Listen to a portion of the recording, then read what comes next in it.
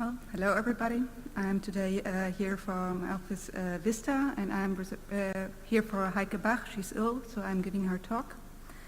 I'll first start off with introducing our company, and then I will give some examples of the service that we developed during this project, potential applications and use cases, and how we use linked open data, and how we and our customers are profiting from linked open data. And later on I will give a summary how we could still improve these services. Well, as I said, shortly introducing our office. We are a small company located in Munich with currently 15 employees and mainly mainly geodata scientists. Our main fields of work are hydrological applications. We're involved with snow and flood monitoring, runoff forecasts, and hydropower production forecasts. It's mainly for insurance companies and Arctic monitoring. And the second core part of our office or our business is agricultural applications. We are intensively involved in precision farming applications, for example, for things like yield predictions and certifications. During the MELODIES project, we developed a site-specific information service for land management that consists of two parts, an economical service and an ecological service. Within the economic service, we want to provide information to farmers about the economic value of their piece of land on a raster-based, basically what they get in the end is a raster-based data in very fine resolution, 10 to 20 meters, giving an indication about the economic value. In this project, we developed a methodology to derive the crop yield potential of specific crops for a given piece of land. And in the ecological service, we want to assess the current ecological value of a piece of land and its potential for development. And I will now give in the following sections some examples of these services, but I will first start with something else.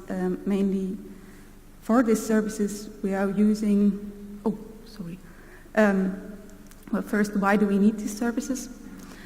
There's a new green legislative since 2015, meaning that the subsidies that farmers are receiving from the European Union are now bound to the fulfillment of certain environment measures. So the farmer loses 20% of his subsidies if he is not fulfilling the legislation. The legislation involves the preservation of the total grassland area in Europe. So the total grassland area has to be kept stable, because we realize that grassland areas are fastly decreasing all over Europe. So there's a need to know where their grasslands are located and what their ecological status is. And another part of the green legislation is the designation of ecological focus areas within the landscape. For the farmer himself, that means that he cannot simply convert grasslands into another kind of land use, for example, arable fields.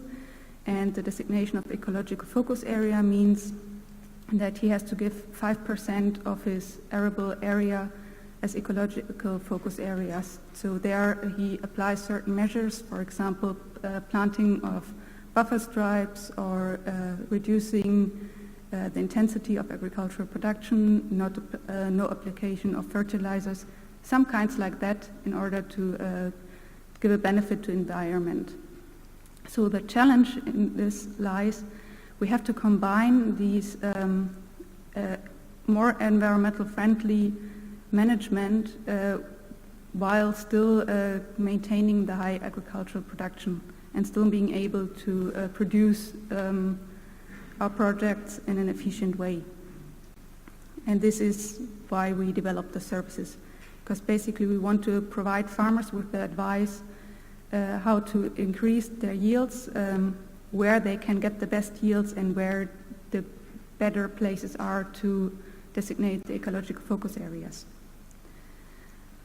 Our office is for this mainly working with Earth observation data and freely available Earth observation data, and by now we have very high amounts of data that we are analyzing for our services. Just to give you an idea of the amount of data that we are looking at, this is all the freely available optical satellite data of Landsat sensors, so Landsat 7 and Landsat 8, and Sentinel-2A of the year 2015. So it's about 50 scenes that are stored somewhere in more or less good quality, some of them with stripes, some with clouds, and some of them usable. So the first step for our service calculation is to find useful data inside of this mess of available data. So out of the approximately 50 scenes that we could use for service calculation in 2015, there are about 8 to 10 that we can really use.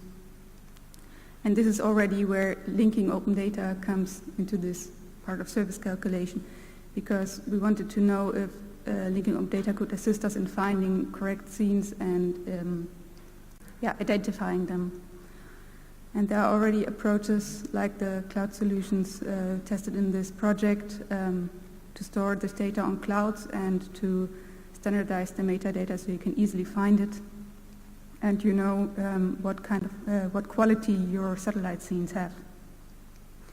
So for us, this would using data that is not only open, like the Landsat and Sentinel data, but also with the metadata provided, means that we can use the data more efficiently. I will now give some examples about the case studies we worked on in the MELODIES project, just to make it a little bit more lively. One great part of our work focused on the evaluation of grasslands, since you already know that it's now a core objective to preserve grasslands and to know their value. So basically what we want to do is want to be able to distinguish economically valuable grasslands with high production from grasslands that still support high amounts of species.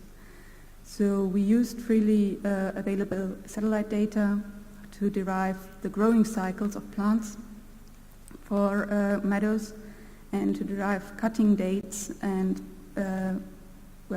cutting dates of single meadows for each year. This can serve as an indicator for the economic value, because the more often it's cut, the more hay you get of it, and that's what you want from a meadow. And it also serves as a proxy for the ecological value, because the more often a meadow is cut, the less species will be supported by it, because they don't have time to fulfill their growing cycle, and there are less and less species that can survive with high cutting. A potential application for this is one use case that we had a few weeks ago. There was a farmer in northern Germany who wanted to know, he's only using grass, so he has a big dairy production, and because grasslands it's now forbidden to turn over grasslands. Grasslands are less valuable than arable fields. So what he's doing, every 5 years, he's turning over some of his arable fields. So he has in total 900 hectares of farm area, and out of this 900 hectares, there are 150 hectares still declared as arable fields. And they are still declared as arable fields if they are being turned over every 5 years. So every 5 years, he's going to these pieces of lands and turns them over and puts in some seed mixture with a little bit of grass under it, and it grows up, and then afterwards he cuts it and he has his meadow again. In 2015, this procedure worked so well that he was not able to prove to the agency anymore which fields were turned over and which were really meadows. And it was possible that he would lose the status of the arable fields. So we used this as a test case for the methodology that we developed during MELODIES to test if we could detect meadows and to classify them. And we're able to classify the fields, or the arable fields that were turned over in 2015. This is one use of open data in agriculture. For this case, we used about 100 scenes of Landsat and Sentinel-2 of the years 2014, 15, and 16. The economic service was initially starting off with the derivation of the crop yield potential of agricultural fields. This is what we started off at the beginning of the project. We were already able to map areas of high and low fertility within agricultural fields. The areas of low fertility are marked in brown, and green to blue are areas of high fertility. So those are relative field-based values. And what farmers asked us to do is to calculate the crop yield potential for certain crops out of this. And we are doing this now, to calculate this kind of map. That we already used open data for this before, the already mentioned satellite data. And we are now feeding this into a crop growth model that combines the information of the freely available data of the satellites with soil data and meteorological data, and therefore derives the yield potential out of this. So this was one core product we developed during MELODIES.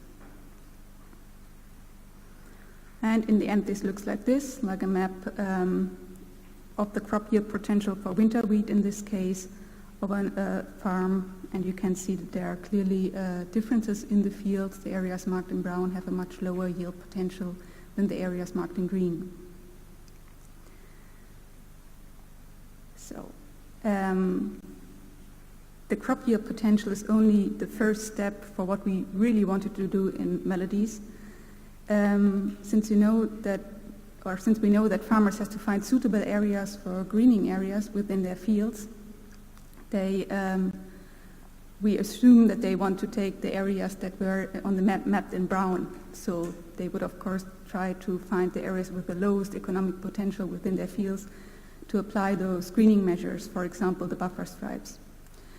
So in this case, I will show you an example of a small agricultural farm in Bavaria of only 170 hectares, and the farmer sent us his field borders and asked us to find suitable areas for buffer stripes within his fields. For this service, we used environmental data sets of Bavaria to first find areas that have a high potential for ecological development. So we downloaded all the data that was available from the local authorities that had in some case to do something with conservation. So the data of OpenStreetMap to find forest areas, waterways, and conservation areas, and also all the governmental information about conservation areas like Natura 2000 areas.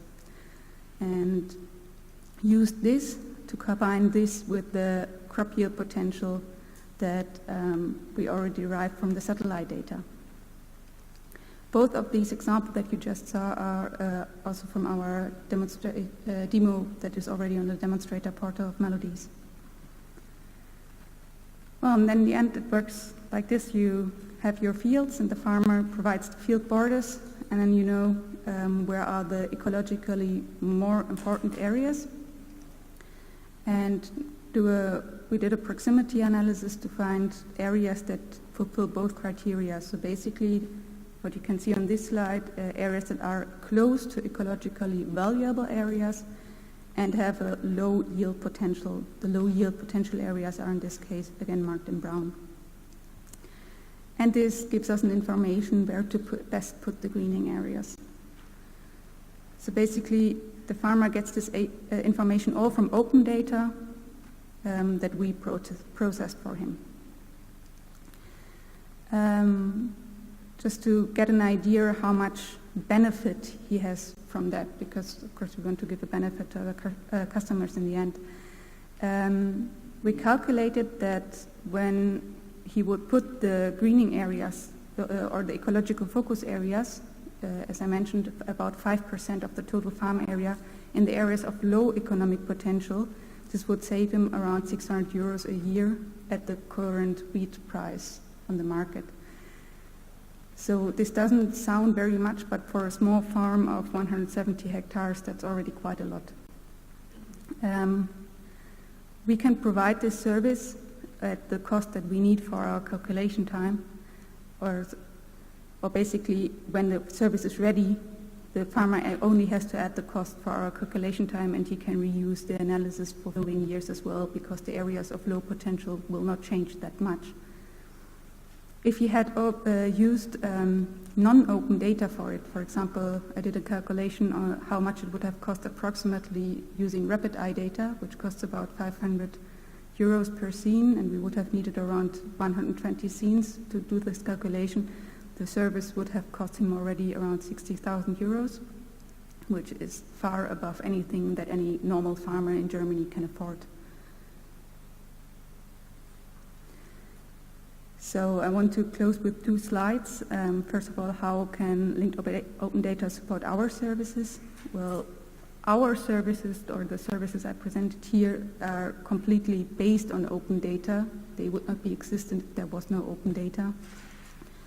And in the future, we want also to use data mining or to better find the open data that we really need. And in the end, we can also use open data for dissemination purposes, so we can present the end products of our services to the farmers. They can find them in the internet and see what they would really get out of our service and get an idea what it looks like in the end. From our point of view, there are still some things to develop or that are not yet completely set. The first, and I think biggest problem, is that the linked open data is not yet a standard, so the data that we need is usually not provided in this kind of data standards, usually as shapefiles or some kind of raster data, and at the moment we are converting it, and it would, of course, the entire services would go faster for calculation and also be much cheaper for us and for the users if the data would already be provided in that format. And then we also, at the moment, hit the problem that the access to data is very fragmented. Just to give you an example, for the environmental data that we are using to calculate the ecological service, in Bavaria, that's one federal state of Germany, you can download everything for free, you just have to know where to find it. In another federal state in Germany, you have to send an email to get it. And it is kind of open, but it's not yet freely accessible. And this is an example of Germany, where we have 16 federal states, and in every federal state they have different kind of data policy, also different ways of licensing, of providing the data. And if it comes to Europe, the thing is even more complicated, orienting yourself and getting the data. So from our point of view, those are points to work on still. And that's perfect because I'm done. So. Thanks, Marion. I have a question on your yield potential maps. Mm-hmm. Do you have figures how well they fit with the yield that you can get then from a harvester, for example? Accuracy figures? We are currently working on it, but actually I do not have the figures in mind. So, we are testing it and validating it with the data. It's not that easy because the data from the harvester also has some derivations within the harvest. But we are doing that. And it's, from what I remember, I'm not really involved about R0.9, so that's okay.